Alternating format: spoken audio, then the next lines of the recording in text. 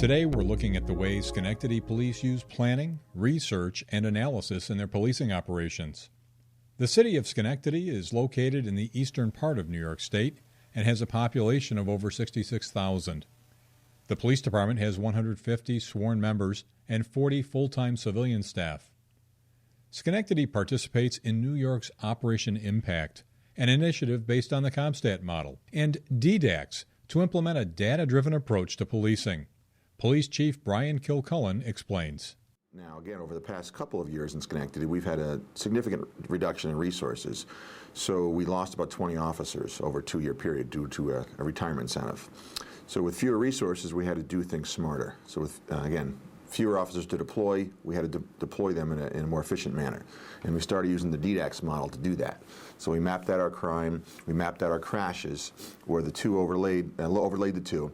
And where the hotspots were identified, we targeted those areas for additional resources, additional enforcement. We started doing that in July of 2011, and Mount Pleasant was a hotspot.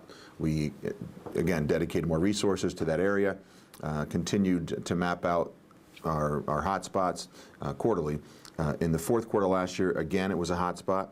We targeted that area for more resources. And beginning of 2012, first quarter, we mapped it out again, and it was no longer a hotspot. So again, we identified it as a hotspot, deployed our resources there, significant resources there, reduced Part 1 crime in that area, and now it's no longer a hotspot. Crime maps are just one product provided by the Crime Analysis Unit. Matt Douglas talks about his job as an analyst for Schenectady PD. Keeping track of a lot of crime stats, Part 1 crimes, keeping track of murders, rapes, robberies, assaults, burglaries, larcenies, domestic assaults, keeping a lot of statistics, see if there's crime trends, patterns, as well as a lot of intelligence reports, weekly reports, looking at our burglaries, mapping them out, identifying hot spots, key locations, keeping track of persons of interest, field interview cards, also working with a variety of agencies, if it's the state police, probation, parole, Albany PD, ACAC, and Albany Crime Analyst Center, a lot of different analysts in the area, because we know that a lot of criminals, they don't only commit crimes, and specifically in our city, they go around from different jurisdictions, stuff like that. Well, so we share. They're producing weekly robbery reports, burglary reports, larceny reports. They're producing daily field interview reports. And the key to all these reports is sharing them with everybody. That's the key, not just within the agency, but outside the agency too. So one of our goals was to increase our field interviews. We had particular areas with a large number of car larcenies. It was a problem for us last year. We targeted some of our efforts using our analysis, targeted some initiatives in those problem areas, and our goal was to reduce those crimes by at least 10%, and through 2012, we actually reduced them by over 35%. And one of the ways was with our field interviews. At 2, 3 o'clock in the morning in a particular area that's been a problem for this sort of issue, there's pretty much any reason to stop anybody. And we did that, and using those, and then produced the field interview reports. Now, we may not have caught someone during the commission of a crime, but by producing these reports and sharing those reports, we were able, on at least a couple occasions, able to violate people on probation who were out past curfew, violate them because they were in the company of someone they weren't supposed to be in the company of. So again, the key was doing the reports and then sharing them. The chief stressed the importance of sharing information and intelligence. Some of the partners at Schenectady include other police agencies, probation, parole, the district attorney's office, United States Marshals, and ICE.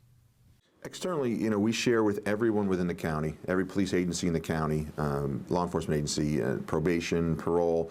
We share with anyone outside the county, partly because one of the big problems we had, and one of our target crimes really was larceny, and burglaries, and a lot of the burglary proceeds are being pawned at various secondhand dealer locations. So we're producing reports and sharing them with other agencies. If a burglary occurred outside of Schenectady and the proceeds then were sold at a second dealer in Schenectady, then that outside agency might see our report and say, that's a particular item that was taken in my burglary.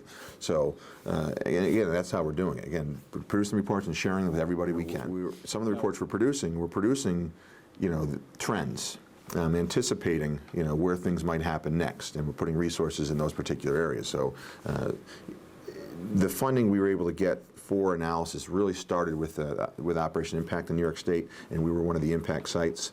And they provided funding for us for an analyst, and because most recently, because we deployed the DDAX strategy, we were able to leverage additional resources for analysis. Now, a few years ago, we had about 100 staff hours of analysis in any given week. We had about 2.5 full-time equivalents, and again, through resource cuts, we were down to about 40 hours of analysis. Now, in the most recent impact contract, we decided to use the DDAX strategy to address crime, in particular crime reduction, and because we did that, we were able to leverage additional resources for more analysis. So now we're back up to about 70 hours of analysis in a given week. Putting our resources in the correct spots. So what DDAX really does is it looks at our Part 1 crime, our murder, rape, robbery, assaults, burglaries, our car larcenies, motor vehicle thefts, as well as it looks at our traffic crashes. We basically map those incidents on a map, and wherever they overlap, those will be our key spots that we'll be targeting. I mean, it's telling us where we need to be and when to address the issues we want to address. We couldn't do it without our analysis. We could, prior to really using real crime analysis, it was anecdotal, pretty much, talking to the various commanders, hey, what's going on in your neighborhood? But without having that, without having the analysis, without producing the maps and identifying the hotspots for us, when and where they're occurring, it'd be difficult. Real-world policing requires flexibility to leverage new ideas and new partnerships. The chief talked about a concept they're implementing in Schenectady to help improve the quality of life in some of their depressed neighborhoods. Our DDAX project, we're expanding it, what we're calling our SCOPE project, which is Schenectady Code Operations and Police Enforcement, to bring in code enforcement more than we had. Now again, that is part of the DDAX model, but we're going to expand it a little bit more and call it our SCOPE project, and again, target the neighborhoods that need revitalization. So we'll address it through DDAX, bring down our crime. Code enforcement will address it with code violations and to improve the quality of life in those neighborhoods. We've got a great relationship with other departments within the city, and as you said, we can do so much to reduce the crime. But as far as improving the quality of life in the neighborhood beyond that, it's beyond the police department sometimes, and we're actually using our code enforcement, our chief building inspectors coming to our in-service training to tell us what to look for. I mean, we really want to exploit the fact that we're in these houses. We responded to 85,000 calls for service last year as an agency, so we want to exploit that. So our building inspector, our code enforcement people are coming to our in-service training to tell us what to look for. And as we walk by a smoke alarm, press the button. If it doesn't work, it's a violation. We make that referral.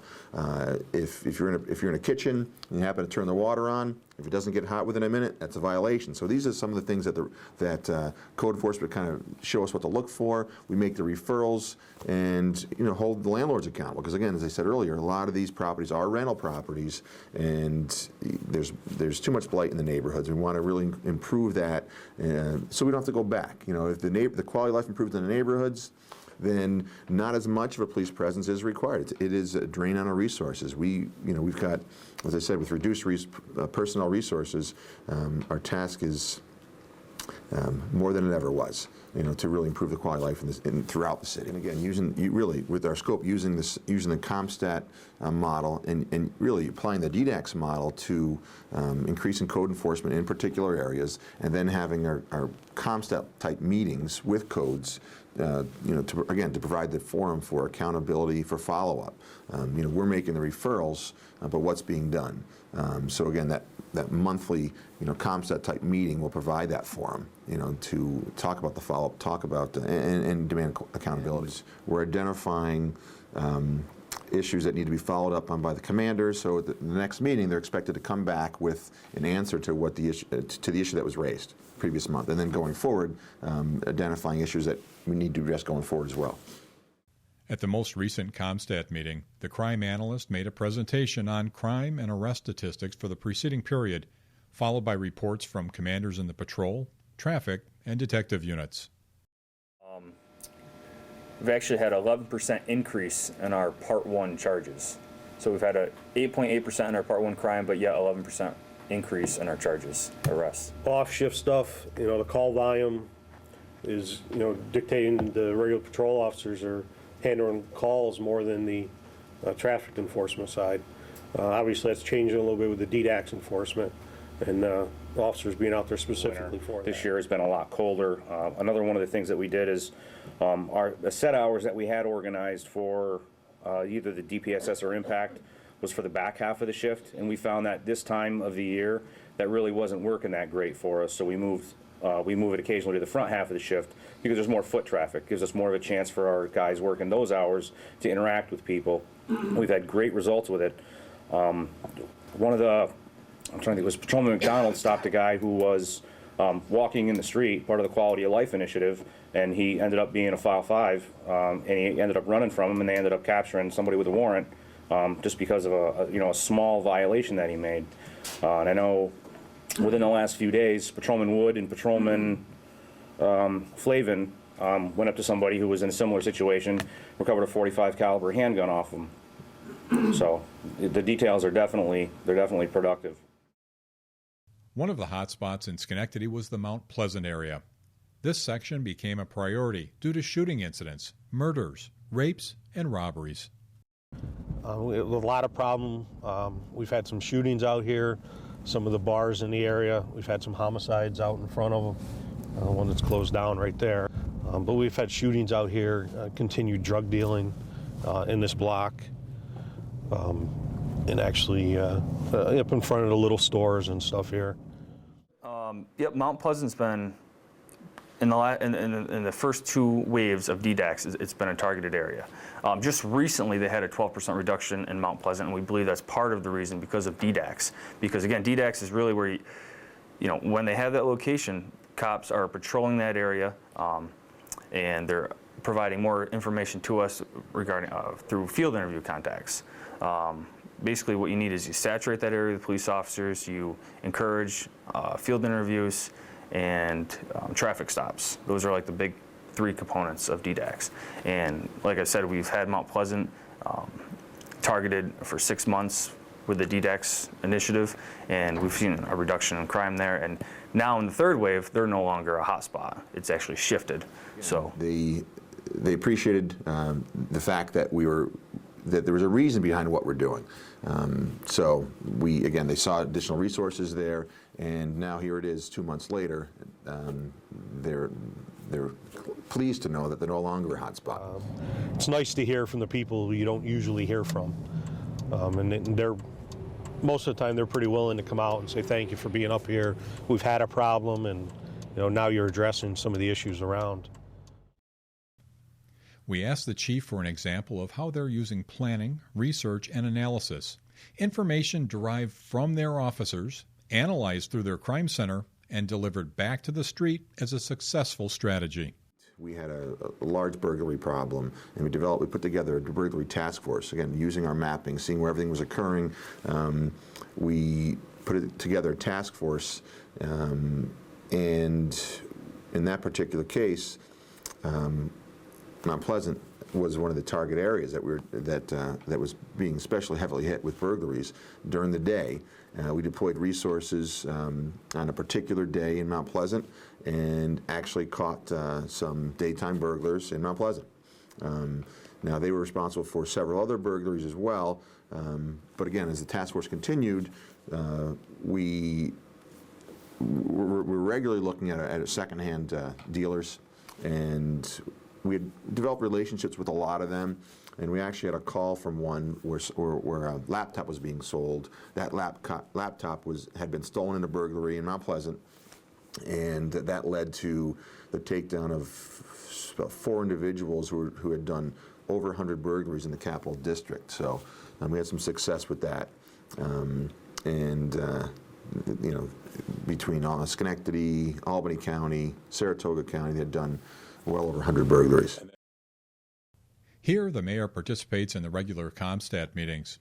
He told us about the value of evidence-based strategies and how they help elected officials to ensure their government is efficient. It gives you a level of confidence in terms of deploying the resources and assets of a police department so that you know that you're using it as effectively as you can, and you're able to monitor results. You're not working on what I'll call impressions or hypothetical data or public opinion, which sometimes lags reality. This allows us to explain why we are doing things, allows us to document the results and justify the expenses. Where policing is an expensive business, but we want to be able to get the message out to the public that we are using those resources as effectively as we can, and that we are trying to set an agenda and a series of goals that are going to show results that make people feel confident and proud of their police officers. Take this really to the next level and do our code enforcement and code problems integrated into this type of database so that they're really hand in hand. We've got code problems, you end up with policing problems. And so how can we track our resources? Are we spending money in economic development? Are we spending money in law enforcement? What gives us the best result, and how do we interact so that we are really delivering a seamless product to the public in terms of solving those neighborhood problems? In New York State, Operation Impact is an initiative of the New York State Division of Criminal Justice Services. It supports strategic crime fighting and violence reduction initiatives in the 17 counties outside New York City that account for 80% of the crime upstate and on Long Island. Key principles of Operation Impact include information sharing and partnerships among law enforcement agencies, intelligence-based policing, the timely use of accurate crime data, and the involvement of community-based organizations. The State of New York funds 4 crime analysis centers which build upon the partnerships established under Operation Impact. These centers expand upon the key philosophies of the accurate use of timely crime data and the use of technology to complement and enhance traditional crime-fighting strategies. DDAX is a law enforcement model that draws upon the deterrent value of high-visibility traffic enforcement and the knowledge that crimes often involve motor vehicles. DDAX uses location-based crime and traffic crash data to determine the most effective methods for deploying law enforcement and other resources.